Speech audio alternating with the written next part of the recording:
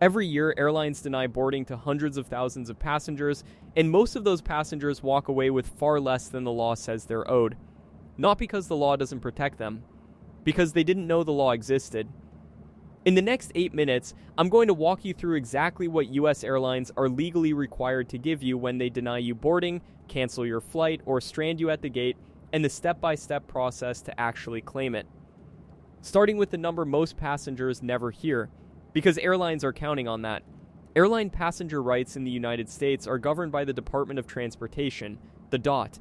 They publish a set of rules called fly rights that every airline operating in the US is legally required to follow. Most passengers have never read them. Most gate agents are counting on that. This video covers the 4 situations where your DOT rights kick in, exactly what the airline owes you in each one, and the specific steps to claim what you're owed before you leave the airport. Let's get into it. Right number 1. When an airline overbooks a flight and removes you from it against your will, that's called involuntary denied boarding. Under DOT rules, the airline is required to compensate you in cash. Cash, unless you agree to accept something else. Here are the exact amounts. If the airline gets you to your destination within 1 hour of your original arrival time, you're owed nothing additional. 1 to 2 hours late on a domestic flight, or 1 to 4 hours late on an international flight, the airline owes you 200% of your one-way fare, up to $775. More than 2 hours late domestically, or more than 4 hours late internationally, the airline owes you 400% of your one-way fare, up to $1,550. Write those numbers down. When you hear them at a gate, you'll know immediately whether you're being offered what you're legally owed. Right number 2. Before an airline involuntarily removes anyone, they're required to ask for volunteers, passengers willing to give up their seat in exchange for compensation. This is your opportunity, and most passengers don't know how to use it. Here's what airlines won't tell you. The first offer is almost never the best offer. Gate agents have a compensation ceiling they're authorized to offer, and they start low. When you volunteer, ask, what is the maximum compensation available? Can I get a confirmed seat on the next flight, not standby? Will you cover meals and accommodation if the next flight is tomorrow? Most airlines will negotiate upward if you push, because finding a voluntary bump is far less expensive for them than triggering the mandatory cash payouts of an involuntary denial. If you have schedule flexibility, voluntary denied boarding can be one of the most profitable things that happens to you at an airport. Now here's the situation that happens far more often than denied boarding, and the one where passengers leave the most money and options on the table. Right number 3. When your flight is canceled, the airline is required to offer you one of 2 things: a full refund back to your original form of payment, not a voucher, not a credit, a refund, or rebooking on the next available flight to your destination at no additional cost. If you accept a rebooking and the delay causes you to miss a connection, the airline is responsible for getting you to your final destination on a new itinerary. What most passengers don't know, if the cancellation is the airline's fault, mechanical issues, crew shortages, scheduling problems, many airlines will also provide meal vouchers and hotel accommodation. This is not universally required by US law, but DOT has issued guidance that airlines should provide these, and most major carriers have committed to doing so in their customer service plans. Ask for it explicitly. The gate agent will rarely offer it unprompted. Right number 4. Here's where US passenger rights have a meaningful gap compared to European rules, and understanding it will stop you from being surprised. In the United States, airlines are not legally required to compensate you simply for a flight delay, even a significant one. However, if a delay causes you to miss a connection that the airline booked, the airline is responsible for rebooking you at no cost. If a delay extends past a certain point, typically 3 hours or more, most major US carriers' customer service commitments include meal vouchers, and if the delay runs overnight, request hotel accommodation at the counter. What's critical, ask for everything at the airport before you leave the gate area. Once you've left, the leverage and documentation become significantly harder to recover. Stay, ask, and get it in writing. If knowing this is already changing how you think about your next flight, hit subscribe.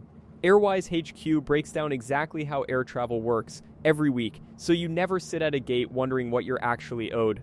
The next section covers the step most passengers skip, and it's the reason most compensation claims fail. Step number 1. The single most common reason passengers lose compensation claims is leaving the gate area before getting documentation. The moment your boarding is denied or your flight is canceled, stay at the counter and ask for 3 things in writing: confirmation that you have been denied boarding or that the flight has been canceled, the reason for the denial or cancellation, and the compensation or rebooking offer being made. Gate agents will often hand you a physical voucher or print a confirmation. Take it. If they provide nothing in writing, write down the agent's name, the time, and the exact words used. This documentation is your evidence if you need to escalate a claim later. Step number 2. When an airline hands you a form or asks you to accept a compensation offer, read it before you sign. Some airline documents include language that, by accepting the compensation, you waive any additional claims against the airline for that disruption. If you're offered $300 in vouchers, but you're legally owed $775 in cash, signing that form without reading it can close the door on the difference. If you're unsure, ask, "Does signing this waive any of my rights?" A gate agent who knows the rules will answer honestly. If they can't tell you, ask for a supervisor before signing anything. Step number 3. If a gate agent refuses to honor your DOT-protected rights, here's the escalation path. First, ask for a supervisor at the airport, on the spot. Second, file a complaint with the airline directly. Most have a customer relations department reachable by phone within 24 hours. Third, file a formal complaint with the DOT at airconsumer.dot.gov. Airlines are required to respond to DOT complaints within a set time frame, and a formal complaint creates an official record that significantly increases the pressure on the airline to resolve. The DOT complaint process is free and takes under 10 minutes online. Most passengers never use it, which is exactly why most airlines know they can get away with offering less. Now here's one that applies to a specific group of passengers, and if this is you, it could mean thousands of dollars in compensation you're entitled to claim right now. Most US passengers don't know this. If you fly on a European airline from anywhere in the world to Europe, or if you fly from a European airport to anywhere, including on a US airline, EU Regulation 261/2004 applies to your flight. EU 261 is significantly more protective than US DOT rules.